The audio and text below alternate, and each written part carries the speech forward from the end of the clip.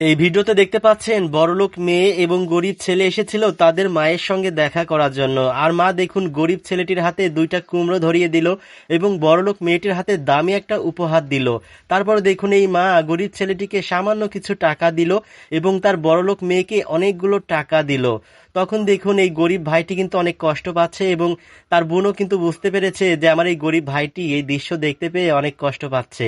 এরপরে দেখুন এই ছেলেটি তার হাতে থাকা টাকাটার দিকে তাকাচ্ছে, তাকানোর পরে তার পকেট থেকে আরো অনেকগুলো টাকা বের করে এই সম্পূর্ণ টাকা কিন্তু তার মায়ের হাতে দিয়ে দিচ্ছে। দেওয়ার পরে বলছে, মা তুমি ভালো থেকো, নিজের দিকে খেয়াল রেখো।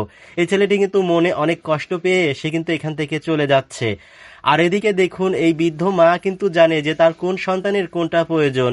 এই মা দেখুন তার ছেলের অজান্তেই এই কুমড়োর মধ্যে এক বান্ডিল টাকা কিন্তু আগেই দিয়ে দিয়েছে, কিন্তু ছেলেটি এই বিষয়টা বুঝতে না পেরে কিন্তু সে তার মাকে ভুল বুঝেছে। আর এদিকে দেখুন এই বোনটি কিন্তু তার ভাইয়ের এই দৃশ্য দেখে অনেক কষ্ট পাচ্ছে।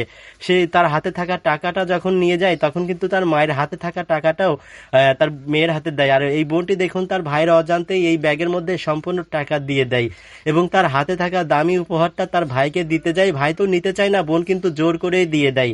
আর এটাই তো হচ্ছে ভাই বোনের ভালোবাসা।